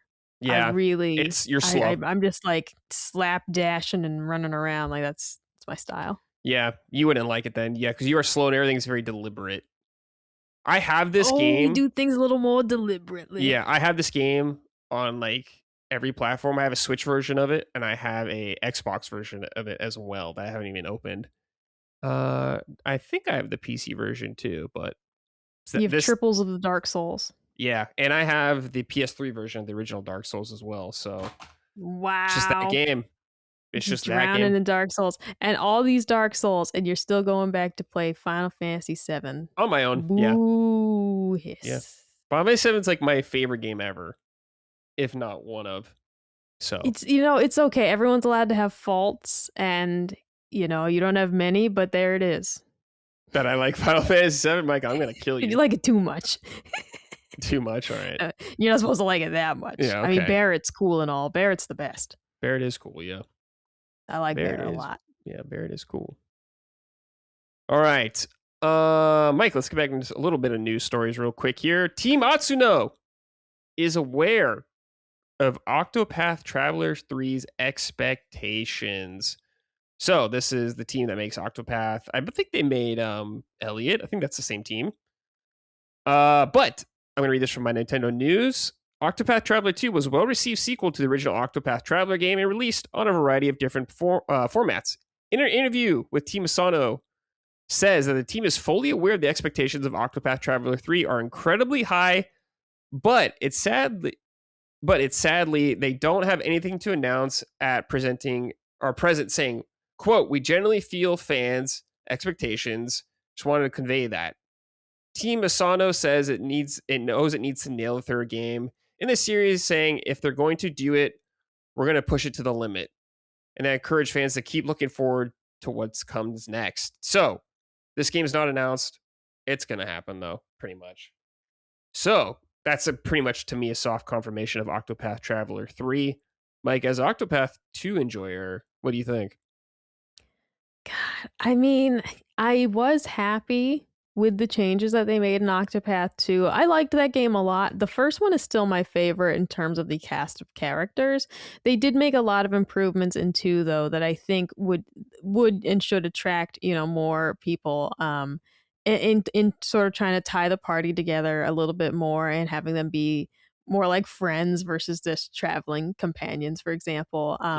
They also introduced a lot more variety. In Octopath Traveler 1, each character has 4 chapters. They really are so similar in just terms of the loop. And so it's like each chapter is pretty much going to be the same gameplay for each character, just a different story and reason why you're doing it, right? Octopath 2 really messed with the formula in a good way. They had some chapters that were really short. They had, chapters where there was like no fighting to be done. It's versus Octopath 1 pretty much always had you explore and you fight. You explore a dungeon, you fight a boss. And that's pretty much how all the chapters go for all 8 characters the whole way through. And you're of course kind of going around and doing them in sequence to be the right level for things. And Octopath 2 really just introduced so much more variety to the gameplay. So, and that was a good thing. Story-wise, in terms of the uniting the characters, I still feel like that fell a bit flat because each character just has such a strong individual motivation for what they're doing. It really just is hard to get them all to feel like a cohesive unit. especially because you can do these chapters in whatever order. It can't be easy to kind of shoehorn these stories together in that fashion. But I was really happy with Octopath 2. I liked the game a lot. I liked the characters. I was not happy with Octopath 0, Mm-hmm. as everybody knows. But that's just because, to me, you really could tell it was a mobile game. It just had certain things with the pacing that's like, this felt like a mobile game that was supposed to be released in periodic installments versus play it all through together. So I do have high expectations for Octopath 3, but I liked the first two, so I don't think I'll be disappointed no matter what. But I would like to see what they do further in terms of making the party feel more united. Mm-hmm. Versus having like, here's a campfire scene. Can't you see they're all friends? It's like, well, it's better than the first game, but Yeah. I still don't really feel like they're all friends. Yeah. Okay. Well, there you go.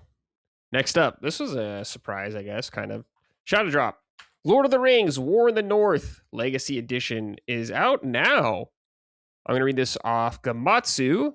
Aspire has announced the release of Lord of the Rings War in the North Legacy Edition, a remastered version of Snowblind Studios' 2011 released action RPG for PlayStation 5, Xbox Series, Switch 2, Switch, and PC.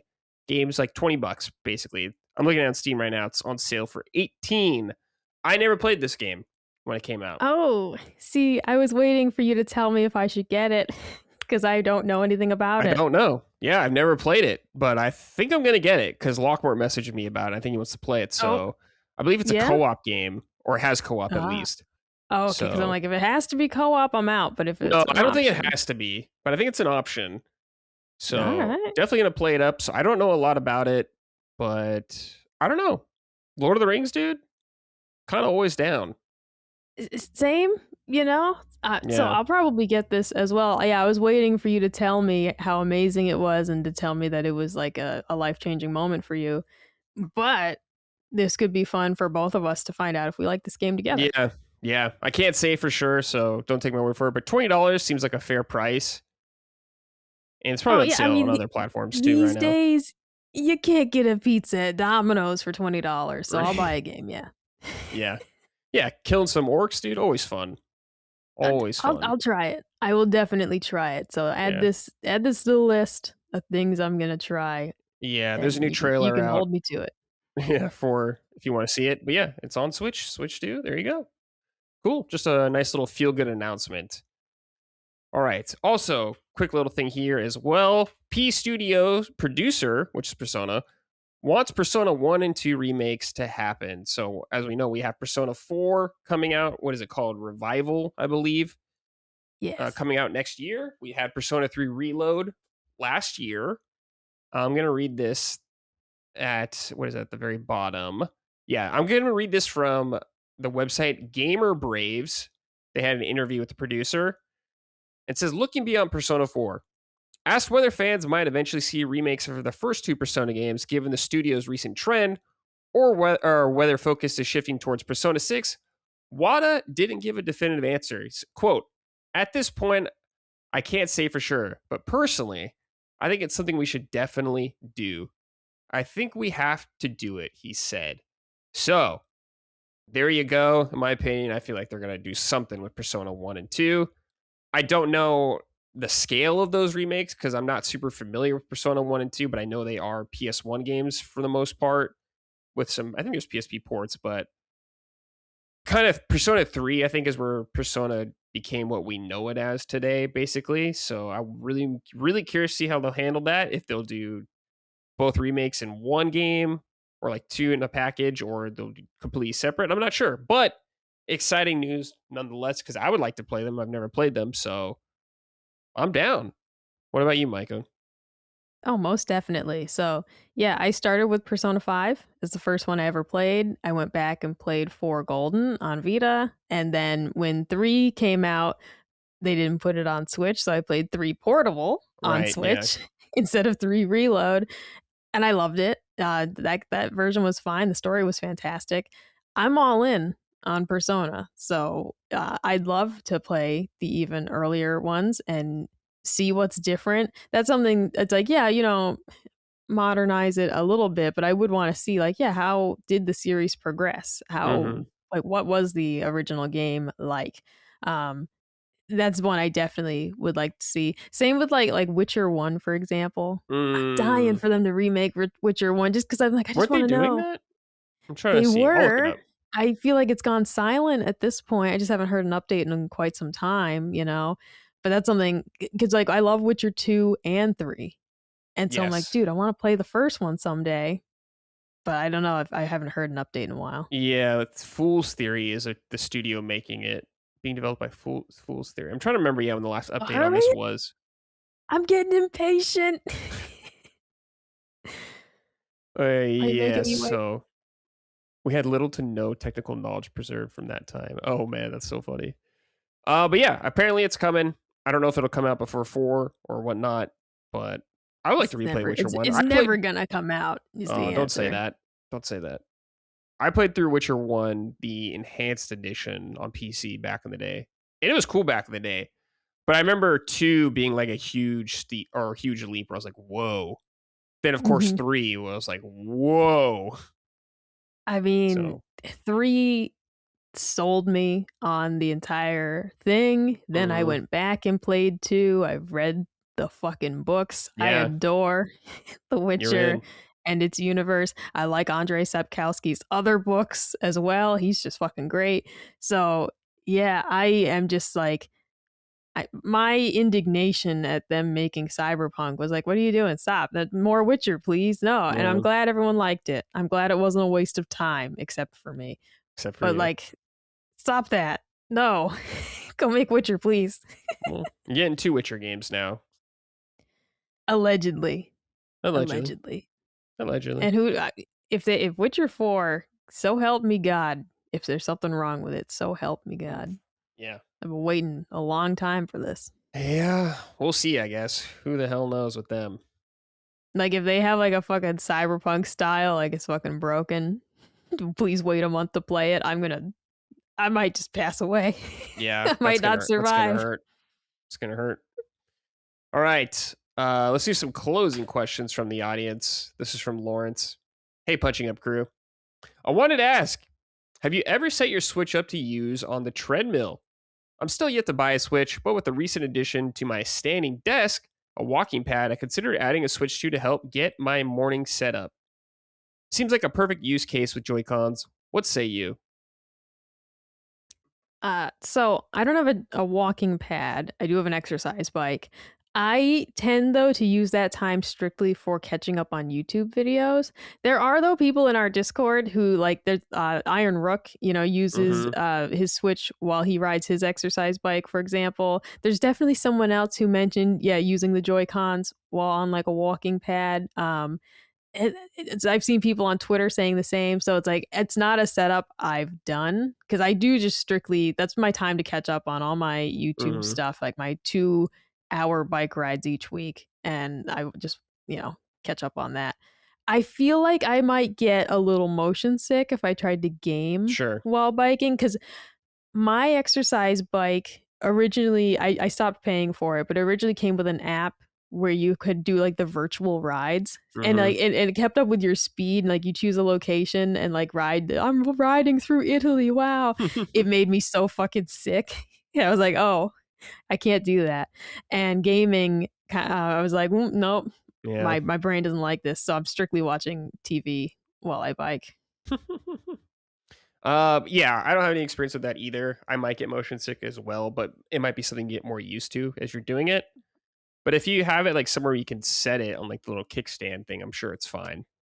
Oh yeah, exactly. Especially like yeah, if he's got a walking pad with a desk, that Yeah. sounds like it'll be more stable, than like my bike, which jiggles a little bit when I'm riding it. So that might be part of the kind of like whoa, brain hurty doesn't like Yeah. that. Yeah. Brad, bring your Switch to the gym, set it up on the treadmill, and help this man out. Oh man. You got to bring your Joy Cons, your swing. Yeah. I don't know if I could do that, dude. That might make me sick too. I'm not sure. You I know, don't know. I lament that about my brain because knock on wood, I'm very lucky that I don't get like car sick or anything Mm-hmm. like that. But I cannot do VR. I cannot do stuff like that, like those virtual bike rides. Because let me tell you, that was a like selling point of my bike. I was so excited about those stupid virtual rides because it's like you pick like the Grand Canyon, Venice, Italy, and I'm like fucking sick, dude. I can like bike the Great Wall of China, and I felt ill. And I tried Mm. it numerous times, and every time I had to like pause the ride and just like go sit down for a minute and then just do a normal bike ride after that and turn it off because I was like, damn it, Yeah. I was so excited about that. Yeah, I used to And not I get can't do it. yeah, I used to not get sick at all from stuff like that. But I feel like as I've gotten older, I've gotten a little more sensitive to everything like that. So I don't Yeah. know. Yeah, like I don't man, Dustin and Holly doing those roller coasters at their age, Yeah. at my age, because they're the same age as me, and I'm like, Jesus Christ, I couldn't dream of it. I'd be like green, Mm-hmm. just looking at a roller coaster. I did all that So when I it's like was younger. they haven't lost So it. yeah, I did a lot when I was younger. So I don't care about it as much anymore. I'm not like, no, I can't ride Superman. I'm like, all right. Except, have you seen the new Universal Kids Park? It sucks. No, It's not a good amusement park. However, they have a what's it called? They have a section for SpongeBob, no, I and they haven't seen have it. like Bargain Mart. Okay, they have Okay. like the little like shaped bus. I was just like, I want to go to this so bad because Colin and I were watching it together, and I didn't know that the SpongeBob section was gonna be in there.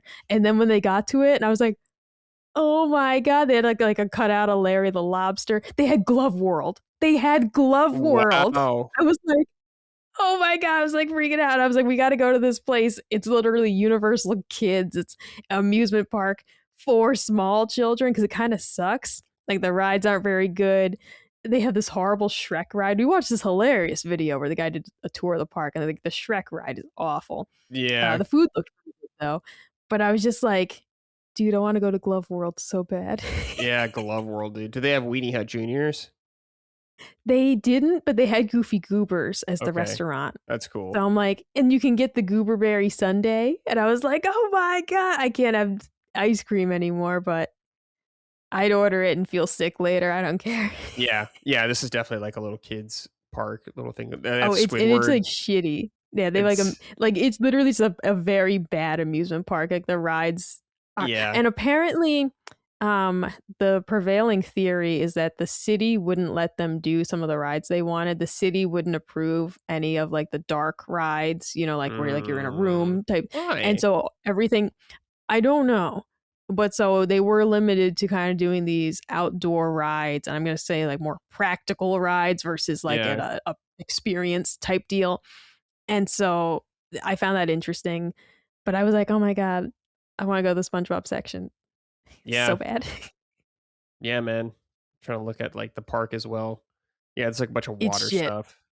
It's in his video, it was like half painted. Like there was just Mm-hmm. all this like bare concrete. It just looks like a Soviet theme park. Like there's a Minions ride, and there was just all this gray concrete. I'm like, it's fucking Minions. Just make it yellow. Yeah. Just make it yellow. Dude, I went on the Minions ride at Universal Studios here and it sucked so bad. It was Oh just like man, I sitting love in a the Minions. room. I know, me too. And it was just like sitting in a room and it was just like watching something. I'm like, man, Universal rides mostly suck, I would say. They're all just like screen rides.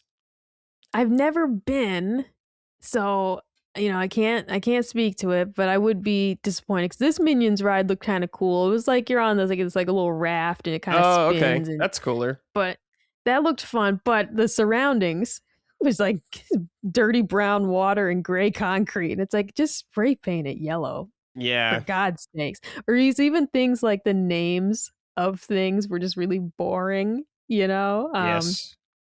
I don't know, it just looked like a shitty park, except for the SpongeBob part. And Colin was cracking up because I'm like, they have Bargain Mart. I was like, oh my God, Oh my we gotta god. go. Yeah.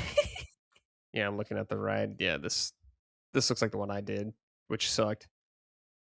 At least it was like in their house, kind of like the theming, so that's kind of cool. Oh, they have a different ride as well. There's like one where you're like have guns and you're shooting stuff. Huh. Oh, I don't know what ride that uh, is.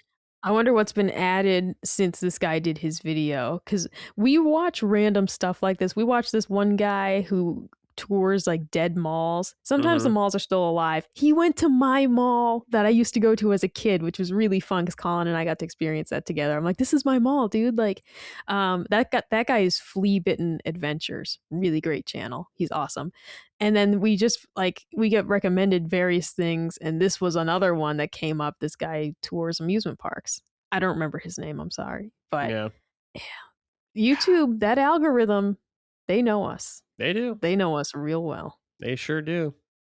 John Wick's Pencil Run said, yo, yo, yo, what's up, punchers? I enjoyed Xenoblade Talk last week. I like the series a lot. The characters and worlds are really first class, but man, I can't stand the battle system. And for me, they got worse as the games went on. Can you think of any games you love but hate a major aspect of it? Hmm. Oh, I need what is the name of it? Oh my god. Okay, there's a game series I really like. They had two games that I loved, and then they did a third one, and it was horrible. But what was it? I can picture it. I can see it. I can smell it. I can taste it. What was it? What is it called? it's, it's called something Revenants. What is it? If I Google that, all that's gonna come Remnants. up is fucking Leonardo DiCaprio. What is it? It's it's not helping. Here, I got one Oh while you're thinking. no, I got it. It's Okay. Fallen Legion. Fallen Fallen Legion. Legion. And the third one that they did was fucking horrible. Yeah, Fallen Legion Revenants. Oh my god, that felt like I was just having like a stroke right there. Okay. The third game, they fucking ruined the battle system. Ruined it. Oh, And that's the no. best part of these games. All right. The story was also great. Fallen Legion, the first two games, which you can get as a double pack, it's like Fallen Legion Rise to Glory and Sins of an Empire. They sell it combined on Switch. Excellent. Amazing. Fallen Legion Revenants was fucking horrible. And I was so disappointed because like the story was really cool. The story is like, and this is not a spoiler. It's like your mom is a ghost. This is not a spoiler. This is a game Okay. description. Your mom's a ghost and she's helping you to try and do something with your kingdom. Now that part I forgot because the game was so disappointing to me. But I was like, oh my god, I was so fucking excited for it, and then they ruined it. Ruined it. Because the first two were excellent. The first two are excellent. Soiled really it. unique. Soiled it. Soiled it. I highly recommend the Fallen Legion games, but the first two, do not buy Revenants. I'm telling you. Don't do it. A game I like that I really dislike a lot of parts is Chain of Memories, the Kingdom Hearts game. After one, Ooh. the card battle system. I don't care for card battle systems at all, Mm-hmm. but I like the story of that game a lot, so it annoys me every time I think about replaying it. All right, let's see here. Jonathan Gould wrote in, "Hey, oh, they said sorry, I almost said hey, Micah. They said ahoy, Micah. Ahoy. Is this seat taken? Wait, hold on. Did I read this? No. Is this another one? Is this Yeah. seat taken launched this week on PSN? It was also on sale for like 6 doubloons. It's been in my wish list since you don't shut the fuck up about it. Not my typical cup of tea, but you sold me on it, and so far I'm totally digging it. Thanks for the recommendation. You're the true secret weapon of LSM. Also, hey Brad. Hey Jonathan. Thanks for writing I'm so in. glad. I'm so glad. We got another one, boys. That's two in one episode. I'm gonna keep talking about it because two, that game, a really adorable little story in the background. It is not, it doesn't overstay its welcome. It's not like, oh my god, I'm so sick of these little guys. Like they have a really cute little story that you play through, and it was genuinely heartwarming. I'm saying that as someone who's like a crusty old, unfeeling bitch, and I'm like, God, this little game made me feel. Yeah. So melted. on top of being fun, yeah, it was very heartwarming. It's like the Grinch where his heart grows. Oh my god. Yeah. Same thing. Yeah, my heart grew 3 sizes that day. Problematic. Shouldn't happen, but it did. I lived, bitch. Yeah. Raisin wrote in and said, Hola, my favorite barbecue and sometimes a Nintendo podcast. Micah, my family purchased a smoker recently, specifically a MBY vertical propane gas smoker. We are also rocking Pit Boss pellets. Saturday, we smoked a pork butt and had twice baked sweet potatoes, mac and cheese, and pan roasted Parmesan green beans Ooh, as our sides. Was oh wondering my what other God. meats would you recommend we smoke? We already have plans to smoke some pork spare ribs and spatchcock. Wait, what? Spatchcock. It's when Spatchcock. I've never heard that term. What is you that? you remove the backbone of the chicken and like you break the breastbone so it lays flat. Oh, And okay, it cooks more gotcha. evenly that way. Okay, I know what that is, but I never knew the term for that. Okay, a Yes. chicken and smoke it. Between our smoker, Blackstone, and propane grill, I think we have the bases covered. If all else fails, we have our small little fire pit where we can roast marshmallows and weenies. All Oh right, hell yeah. they need When it comes recommendations. to the pellets too, I don't have a pellet smoker, but I've heard really great things about the smoking pecan pellets. I say pecan, but I've heard great things about that brand of pellets. They are Hmm. made with pecan shells, I believe, and that's just a fun thing to explore. Of course, if you have nut allergies, look into that because I don't know the safety. Right. But other things to smoke.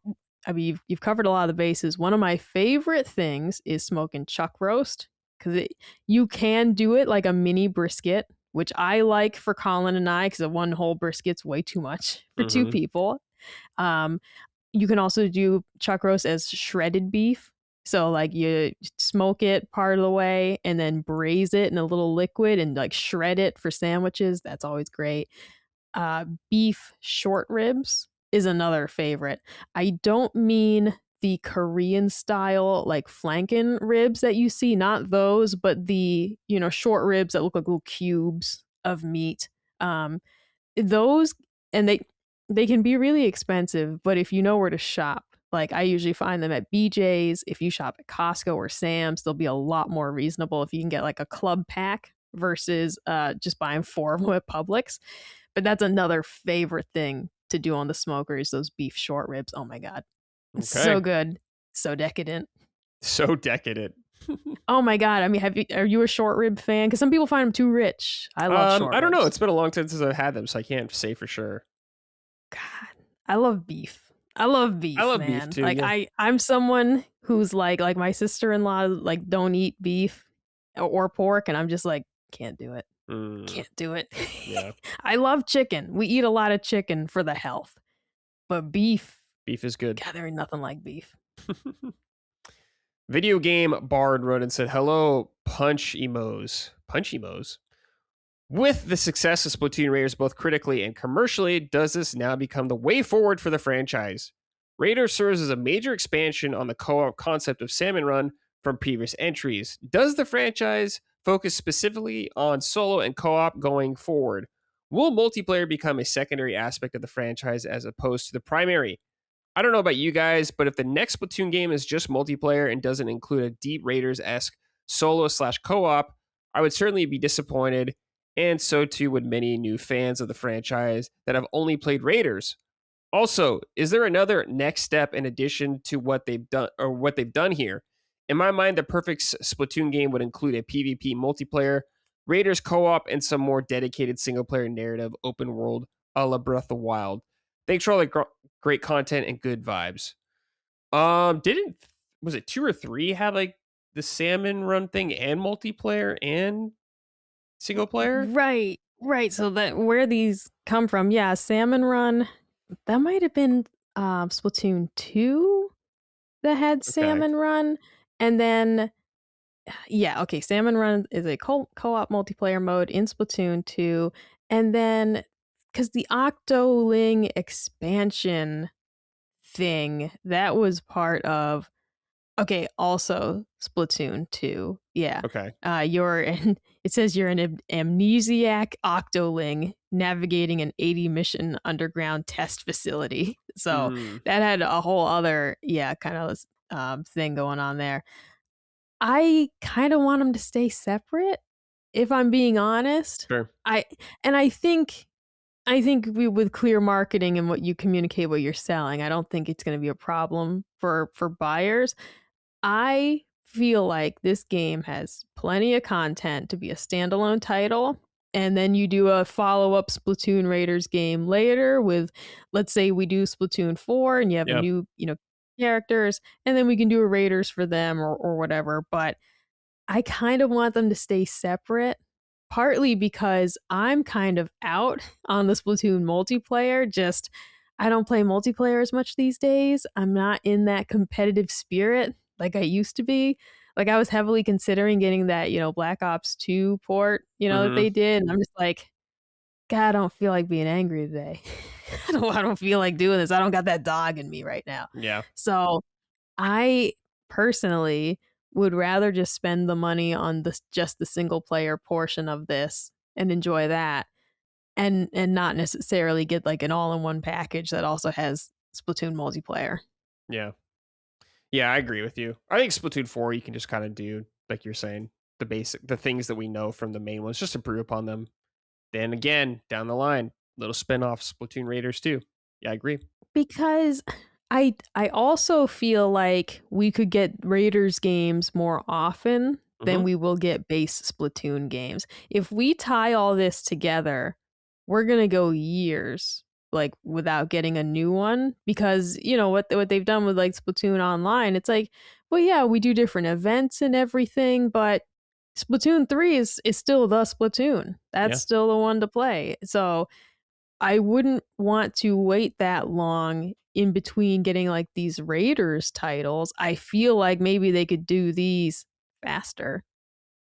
Or even if they did DLC or whatever, but it's like I feel like we could get more of these and not have to wait for them to say we're ready to do a full iteration of the multiplayer game Mm-hmm. again. Mm-hmm. Yeah, yeah. All right. Next up, we got the Diddler. Said, "Hey punchers, I have a problem. Oh, hold on. I have two unused Nintendo Switch tickets. Highly unlikely Nintendo will add new games to the list before the tickets expire in January 2027. Which two games do you think I should buy? My options are Mario Party Jamboree, Mario and Luigi RPG, Zelda Echoes of Wisdom, Pokemon Scarlet, or the other one, Violet, Pokemon X or Y, or whatever the newest one is. I assume Sword and Shield if it's not Pokemon Scarlet and Violet. Zelda Link's Awakening, Rhythm Heaven, Princess Peach game, and Metroid Dread. I've been conflicted for months on what to get. Help me out. I've been leaning towards Link's Awakening and Dread, but I don't know if people are positive or negative towards Dread. People's feels are all over the place. All right, Micah, what do you think? What I would personally choose, if you haven't played it, I'd get Zelda Echoes of Wisdom. I love Link's Awakening though. You can't go wrong with that. But I'd get Echoes of Wisdom because I just fucking loved that game so Mm, much. Like, I'd get that and Link's Awakening, or I'd get that and I liked Rhythm Heaven a lot. I really liked that game. I would play the demo first though to make sure that you really like it, because it's the demo's challenging and it does not get easier. Like, mm-hmm. the demo is challenging and the game's fucking hard. Um, but those three games are the ones that jump out to me the most of like what I'd be really looking at. Okay. Um, I think I would go with what you've been thinking about, which is Link's Awakening and Metroid Dread. Both really, really, really good games. If you don't want to do Link's Awakening, yeah, you could do um, Echoes of Wisdom as well. But one of those Zelda games I think you should get, definitely. And Metroid Dread's a Get a very good game. Zorlda. Yeah, get a Zelda. And Metroid Dread, excellent game. There you go. Final writing here from JP. Hey, Punching Up crew. I wanted to highlight a game that finally came to consoles last week after being on PC since 2018. Kinseed. It's a 2D life sim game made by some ex-Lionhead developers with clear inspiration from Stardew Valley and Fable. The game has a generational mechanic where your character ages and dies with you continuing the game with your children. Micah, I'm especially interested to hear if you've heard of this game at all, and if it's something you'd be curious to check out. Yeah, I have not heard of this, and this really does interest me. I looked up this game when I saw the write-in before, and it's like, this seems really cool. Mm. So this is something. that I am gonna check into. Of course, I love Stardew Valley. That's a Yes. big win for me. So it is funny though, because it's like sounds kind of sad that like, oh, I'm gonna die, Yeah. and then I gotta like continue the game on. It's cool. It's a really cool mechanic, but it's like, oh, it's a little sad. A little But sad. I'm into this. Yeah, it looks pretty delightful. Except for the Yeah, dying part. aside from dying. Yeah. Aside from the existential dread. Yes, excited from that. Yeah. All right. And with that, Micah, we are done. Another episode in the books. Feels good, man. What's the plans for the rest of the day, Micah? Brad, you know how I be. It's hot dog night, brother. I'm so excited. We had family over last week. I bought, hot dogs at Publix. They were buy one, get one free. I only cooked one pack of dogs for the party, so I got a pack of hot dogs. And we had leftover buns. Bing, bang, boom. It's hot dog night. Okay. Can't wait. Bing, bang, boom. I'm so excited.